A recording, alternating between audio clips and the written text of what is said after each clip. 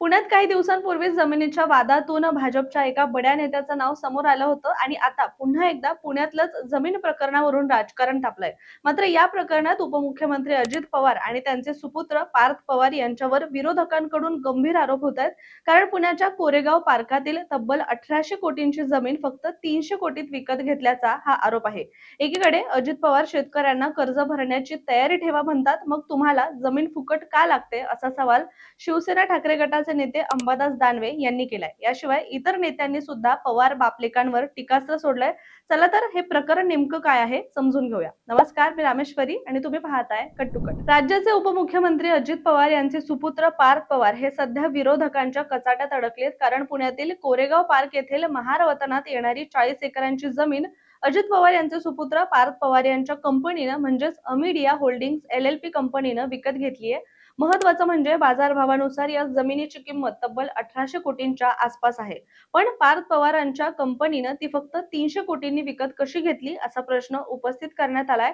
आणि इतकंच नाही तर स्टॅम्प ड्युटी सुद्धा चुकवण्यात आली असून सरकारी नियमांना पायदळीत उडवलं असं म्हटलं जात असून हे व्यवहार झाल्याचे आरोप शिवसेना ठाकरे गटाचे नेते अंबादास दानवे यांच्याकडून करण्यात आले. त्यामुळे या व्यवहारात महसूल विभागाकडून विशेष सवलत देण्यात आली आहे का असा सवाल सुद्धा विरोधकांनी केलाय.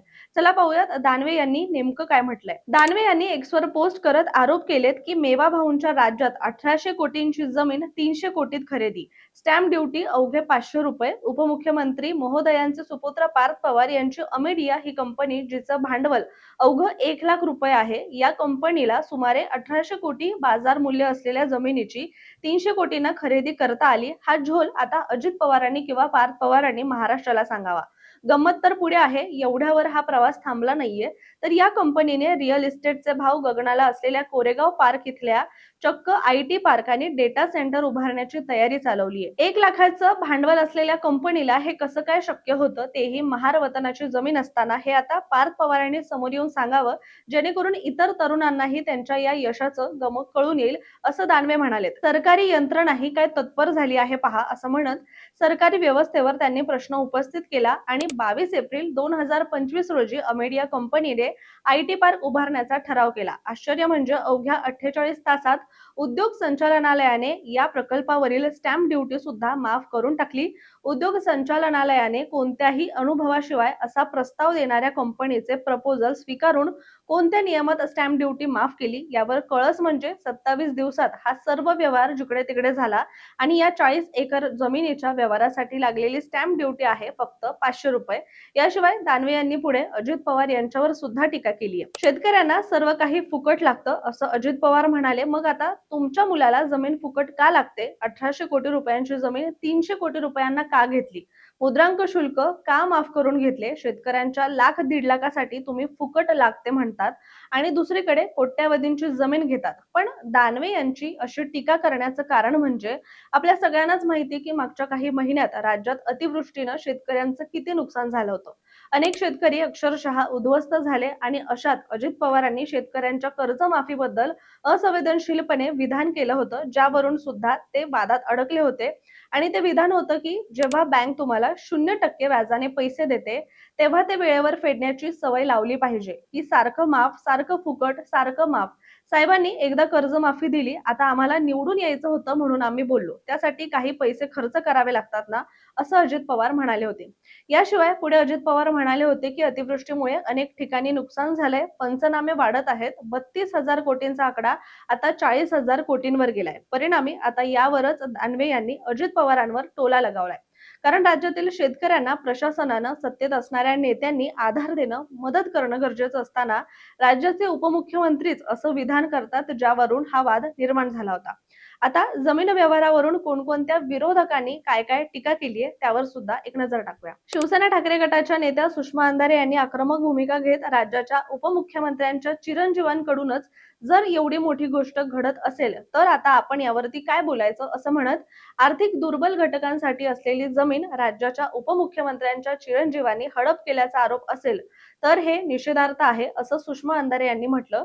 याशिवाय पक्ष म्हणून आम्ही भूमिका घेऊ तेव्हा सळो की पळो करून सोडू असं म्हणत गरज पडली तर ज्या चिरंजीवांनी हे केलंय त्यांच्या पिताश्रींचा राजीनामा घेण्यापर्यंत आम्हाला लढावं लागेल असा इशारा सुद्धा सुषमा अंधारे यांनी दिलाय.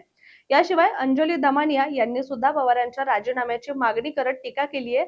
त्या म्हणाल्या की आपल्याला किंवा आपल्या परिवाराला फायदा मिळवून देणं हे बेकायदेशीर आहे. पार्थ पवार या पार्टनर पैकी असतील तर अजित पवारांनी आत्ताच्या आत्ता राजीनामा दिला पाहिजे. यावर पार्थ पवारांची सही असल्याने अजित पवारांनी गुपचूप गावी जाऊन शेती सांभाळावी आणि लोकांच्या आक्रोशाची वाट न पाहता मुख्यमंत्र्यांनी राजीनामा घेतला पाहिजे. पण ते घेणार नाहीत कारण अजित पवार त्यांचे फार लाडके आहेत असे आरोप दमानिया यांनी केलेत.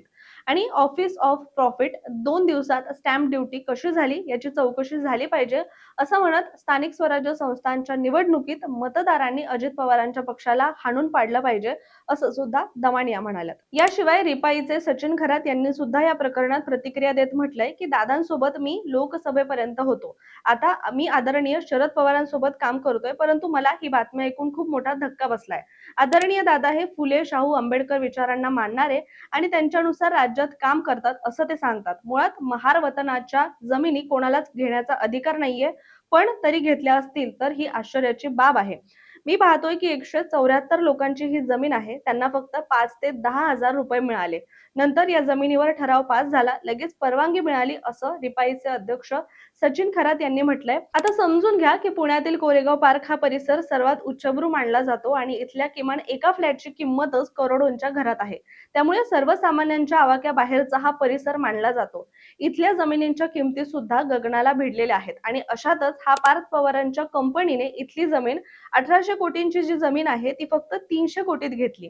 प्रचलित दरांप्रमाणे याचं मुद्रांक शुल्क होतं तब्बल 21 कोटी रुपये. पण 300 कोटींच्या या मालमत्ता खरेदीला चक्क मुद्रांक शुल्क माफच केलं आणि 300 कोटींच्या या मालमत्तेसाठी केवळ 500 रुपये मुद्रांक शुल्क आकारण्यात आलं. आता हे प्रकरण वाढत चाललं असल्याने मुख्यमंत्री देवेंद्र फडणवीस यांनी तीव्र नाराजी व्यक्त केली आहे. तसेच व्यवहारात अनियमितता झाली असेल तर ते चुकीचं आहे. कुठेही अनियमितता झाली असेल तर कारवाई झालीच पाहिजे या मताचे आम्ही आहोत असं मुख्यमंत्र्यांनी म्हटलंय. शिवाय पार्थ पवार यांच्या कंपनीला देण्यात आलेल्या जमीन प्रकरणात अतिरिक्त मुख्य सचिव विकास घारगे यांच्या अध्यक्षतेखाली चौकशी समिती स्थापन करण्यात येणार होती. पण त्याआधीच पुणे तहसीलदार सूर्यकांत येवले यांचं तात्काळ निलंबित करण्यात आल्याने राजकीय वर्तुळात खळबळ उडाली आहे आणि याच प्रकरणात तथ्य असल्याचंही आता दिसून येत आहे.